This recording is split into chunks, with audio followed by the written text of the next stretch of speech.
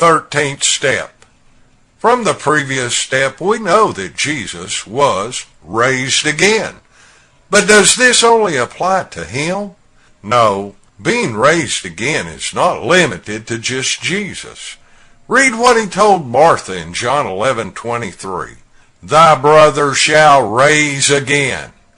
Yes, Lazarus was resurrected, and this also happened to others. And the graves were opened, and many bodies of the saints which slept arose, and came out of the graves after Jesus' resurrection, and went into the holy city, and appeared unto many. Matthew 27:52 through 53. The knowledge of previous resurrections was so prevalent that some even were saying that the resurrection is past already. 2 Timothy 2:18. According to the scriptures, resurrection is not a future one-time event, nor is it an event which is past already, but is a continuous, ongoing event of past, present, and future. If you believe that there is only one death and resurrection, then read Revelation 20:6. Blessed and holy is he that hath part in the first resurrection. On such the second death hath no power. This verse is only mentioned because it uses the words first and second, indicating more than one death and resurrection. This knowledge is vital to understanding God's hidden mysteries of deaths and resurrections. Without death, there would be no need for resurrection, and thus is established the divine order of cycles, death first and then resurrection. It is through these cycles that the process of perfection is performed. That which is sown a natural body is raised a spiritual body. That which is sown in weakness is raised in power. And that which is corruptible has become incorruptible.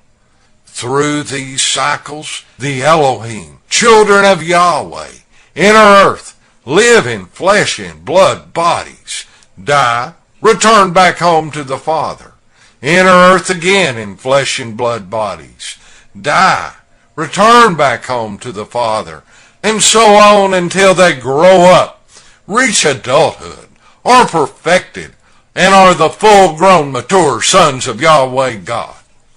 This perfection process takes more than one brief visit to earth in a flesh and blood body. It matters not that one cycle might be 1 minute or 969 years, but they continue until we have been perfected. All this is analogous to a child's education. They leave home and go to school. The school day may be only 1 hour or 8 hours, but at the end of the day, they return back home.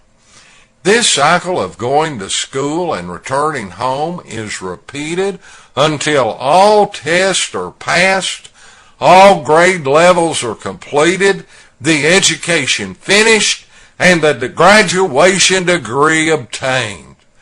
The lesson plan that Yahweh has for his children, Elohim, is an individual one designed to bring each person into the fullness of perfection. Our destiny is the same, but the road trip to that destination is a custom-made journey so that everything will be seen and experienced that is necessary for the total education. We're not going to miss it, but we'll cycle until we get it. Our Father patiently leads us along the way into all knowledge, and upbraideth not. During these cycles, just like the child going to school, knowledge is built upon knowledge. What was learned becomes the building blocks of today, and is the rising structure upon which tomorrow stands. Further insight into the cycles is found in the link between Elijah and John the Baptist. In case you did not know that John the Baptist was Elijah, then read Matthew 17:11 through 13. And Jesus answered and said unto them, Elijah truly shall first come and restore all things.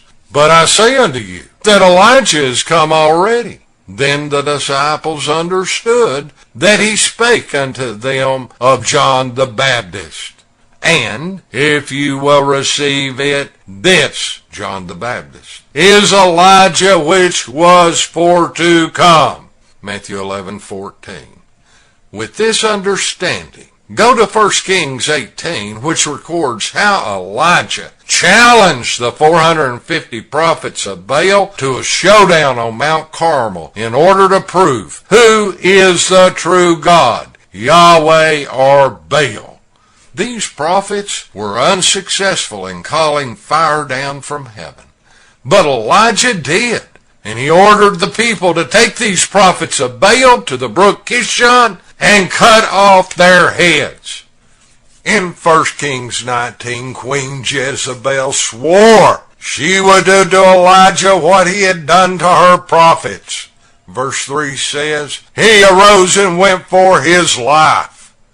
It was as John the Baptist that Elijah had to face the very death, beheading, from which he fearfully ran. As recorded in Mark 6:17 through 29. John was beheaded at the request of the queen, and she was given his head in a charger. The death Elijah fled was the same death he had to face as John the Baptist. Learn what is shown in this example, for you too will ultimately have to face your fears, as God says in Isaiah 66:4, I will bring their fears upon them. Rolling in the floor, kicking and screaming will not change the destination for Yahweh's Elohim, but it's just an adolescent reaction to the things on the trip which are necessary to get them to their divine destiny. Yahweh is not building a family of escape artists, but mature adults that are capable of reigning and ruling with their older brother. There's one more piece to add in completing this puzzle, and it is that we are our own ancestors, as is shown in Hebrews 11:40, where it says that they, without us, should not be made perfect. The they in this verse are all those that lived in the past, and the us are all those that are living in the present. How are those in the past perfected? In us, because they are us and we are them. If this is not true, then explain how they cannot be made perfect without us. You can't. Just as the Pharisees could not explain how the Christ was the ancestor and descendant of David. The whole purpose of these cycles of death and resurrection is to bring Yahweh's Elohim to perfection. And this takes more than one short trip to the schoolhouse of earth. You may ask, why don't I remember these cycles? Do you remember being inside your mother's womb in this present one? Conscious memory is a poor thing at best, but locked away in the subconscious, in our spirit, in the very DNA itself, is the entire knowledge of the ages.